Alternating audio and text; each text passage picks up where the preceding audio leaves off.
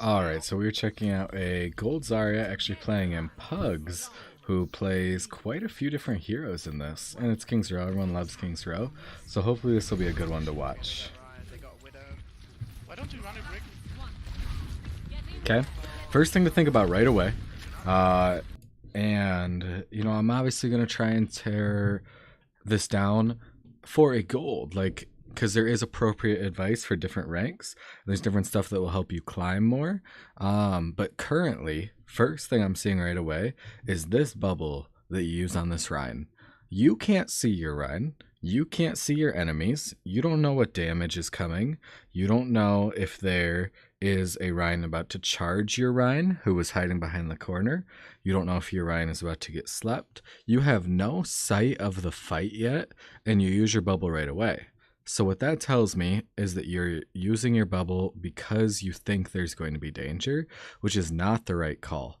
As Zarya, your bubbles are kind of your lifeblood, and you need to make sure that you're using your bubbles to actually either get massive amounts of charge because you've seen oncoming damage, allow your Rhine to live, block specific abilities like an anti-grenade or something onto your Rhine, but just bubbling your Rhine as soon as he rounds a corner is never going to be the right move.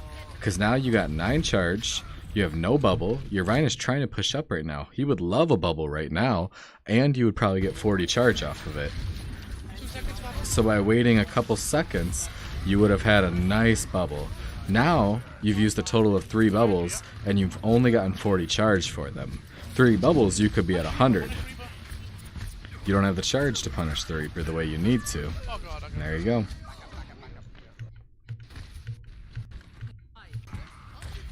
Imagine if you would have had charge because you waited to bubble your Rhine. First off, maybe your Rhine wouldn't have died, but even if it led to that same exact situation, you would have had enough charge to melt the Reaper, and you could have turned, seen the Rhine in time to bubble yourself. Reaper behind you. He's no shift.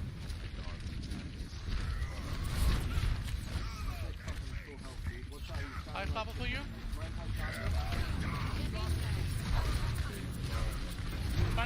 Your bubble on your Rhine was fine and good.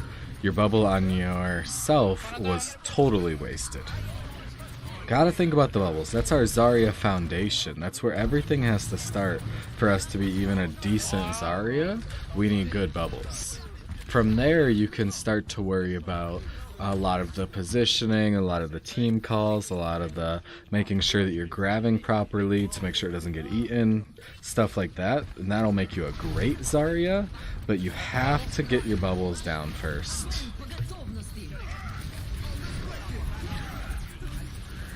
Run down.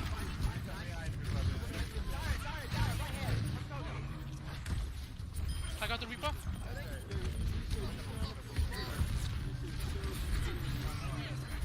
I have grab. So you can see that they want to farm your Rhine shield, and that's what they're doing. So why not step in front of your Rhine shield and throw your personal bubble? You'll let your Rhine maybe put down his shield, get some charge. You'll let yourself, making sure you're staying at 100, playing like a tank and actually helping your Rhine instead of just playing like a DPS is a great way to modify your Zarya play.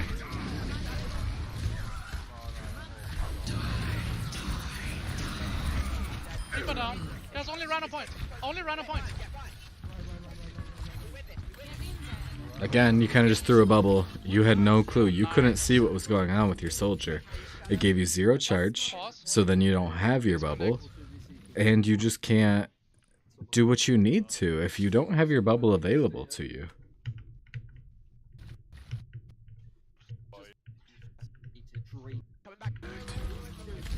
Wait for Rhine.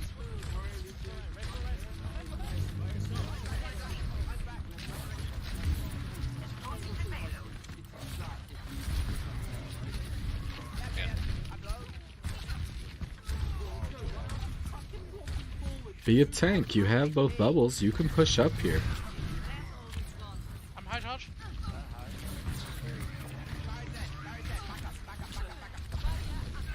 Nope, we're going to throw our bubble randomly. Could have thrown our bubble in front of our Ryan, helped save his shield, helped keep our charge up, and played like a tank, but instead we threw it very randomly in the back, got 0 charge, and it didn't even affect anything. You're playing so far. Play with your Ryan. Be a tank with him. Again, like, you couldn't see what was going on when you threw your bubble. Request down. Push on the Zarya. Push on Zarya. He's high charge. Yeah, he's down.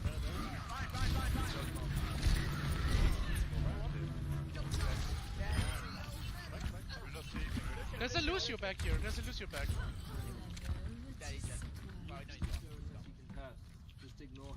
He can't get back to his team if he's Yeah.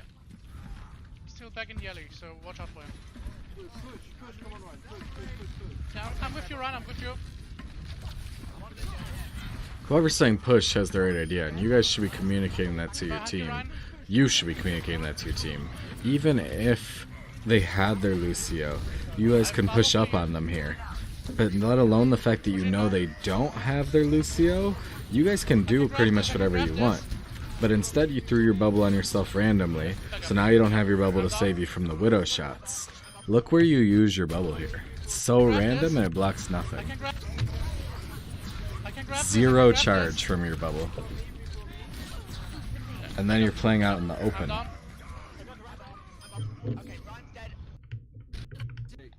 There was no reason that you needed to get farmed there by that Widow, and there was no reason that you had to throw your bubble to get nothing out of it.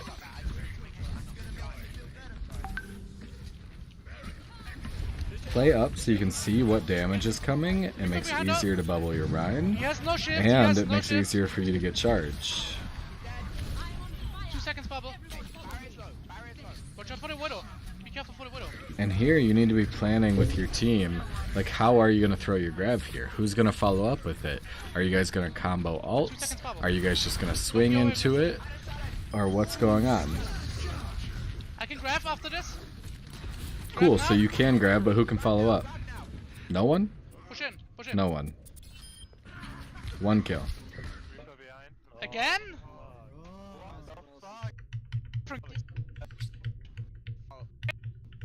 Yeah.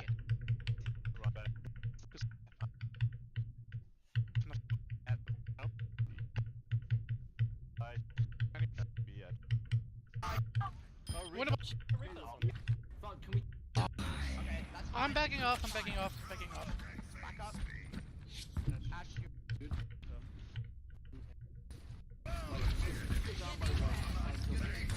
You couldn't see what was going on when you bubbled your Ryan there. Free popping hand. He has no shift. Ooh, nice move. If you guys are playing in pugs especially, you guys have to be talking about your enemy's ults. You have to be pressing tab right now and saying, hey, they have Grav. Hey, they have Sights. Hey, they have Transcendence. Hey, we have Bob. I have Grav. And you guys have to be planning that out because your enemy team is probably going to be planning it all. What? Ash. There you go. Wow, that was weird. Your enemy team is probably going to be planning it out. And so if you guys aren't planning it out, you're immediately at a huge disadvantage. Can we good? Push up. Ash, no.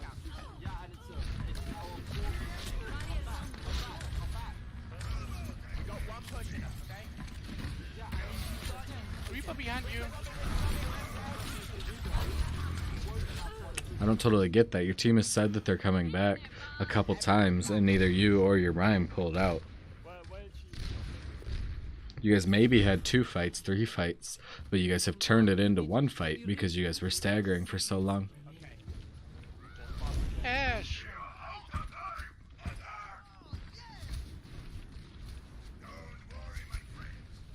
Widow, don't be so aggressive, please. Widow. No, wait for Ash. Wait for Ash. It's a 5v6. You guys could not get the communication thing rolling at the end there, and that really screwed you guys, unfortunately. Run on. Tranquil and do that. We only have.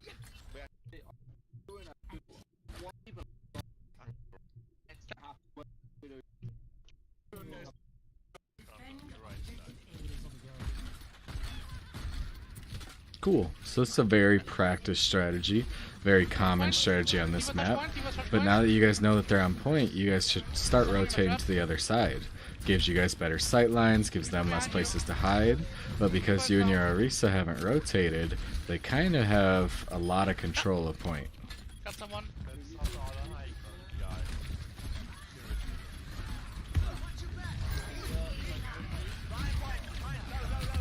Run down. Oh, I'm so down. I'm so dead. I'm so dead. Thank you, Dio. Thank you, Dio. One thing to keep in mind is, like, yes, you did get booped on point, like, very early here, but you don't have to stay on point just because you were booped on point. So, like, here, like, when you fall off, you could have just mined back up onto that same high ground, and that would have helped you avoid the Reaper and the Lucio, who were really wanting you.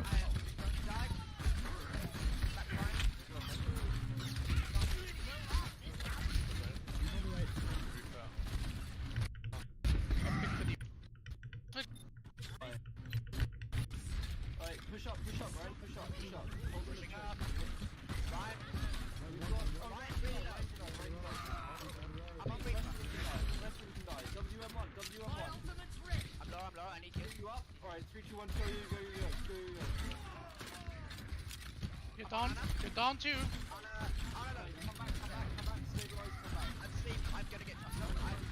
Gotta make sure, and you had the same problem on, I think, 2 of your grabs.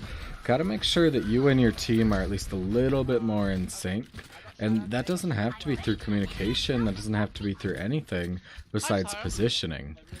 Like, your team was pushing up, but you weren't in a position to follow up with them. So they didn't have their main DPS to help them push up.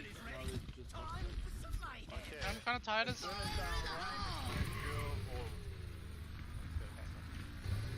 Got the Reaper.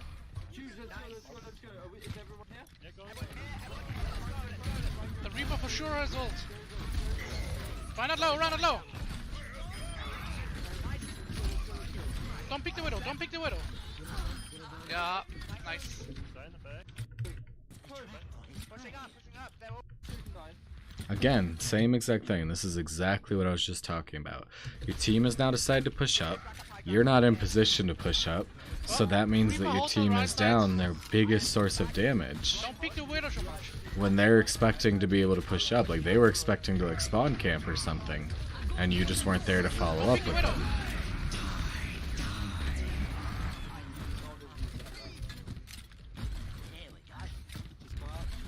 So you're planning to switch anyway. At this point, you could have just died on cart, maybe. Maybe that would have been a good choice if you know you need to switch. You could run away further. You want me to switch? But Switch. you know that you've been getting kind of killed by that Widow a lot, not just you even, but your team. And so it would probably be a good choice if you're planning to switch anyway, to have fallen back more or died on the cart so you could switch. Reaper right side, he's one.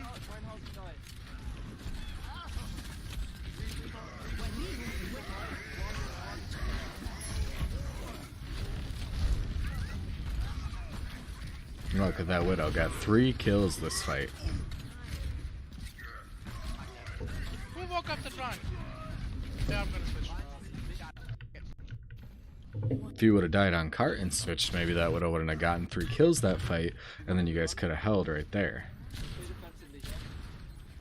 Reaper on high ground, left side. Got the Reaper. Alright, go back. Got the Widow. Ana's low.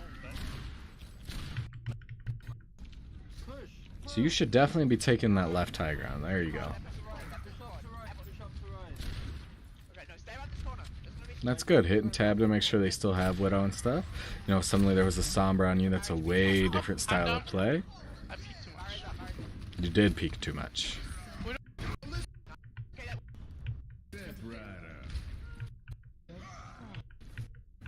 Yeah, I can.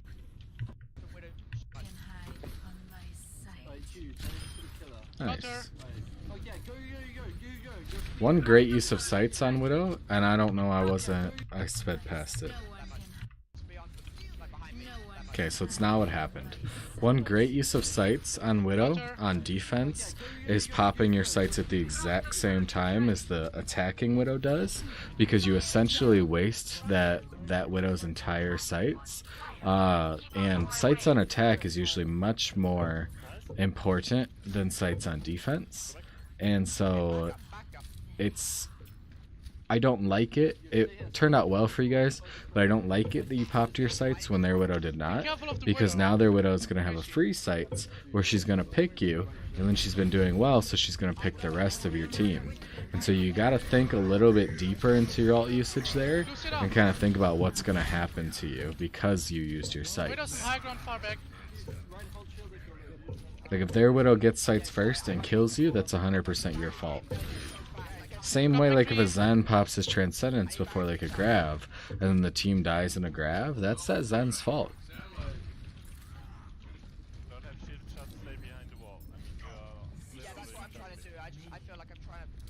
You definitely want to take the high ground again, because you and your McCree are fighting in the same spot, so you guys have essentially turned into one hero, which isn't good. When you and your McCree are taking that exact same sight line that doesn't let you corner your enemies at all, that the reason the Widow can be aggressive is because you and your McCree are playing in that same spot. And that's what happened. She had sights and you did not, so you couldn't even see her. Be careful of the Widow. And she got 3 more this fight.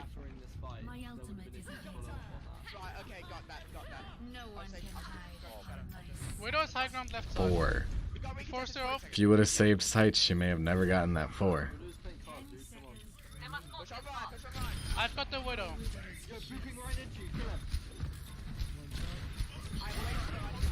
I've got Zen. They have no Zen.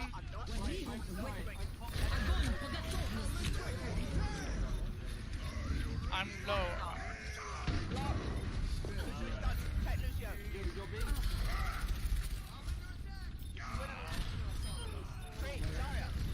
There's a Tracer. There you go. So good win, but definitely some stuff you could improve on. Zarya, your bubbles. Junkrat. You honestly played Junkrat for a short amount of time, and it was not the optimal situation to be playing Junkrat after that first point. So I don't even really want to comment on your Junkrat. That would be a different game, different time kind of thing. But then your Widow, your ult usage, your positioning could definitely get better, and you'll start having a lot better time. But really, I want you to focus on your Zarya if that's a hero that you commonly play, because your Zarya was definitely the roughest of the 3.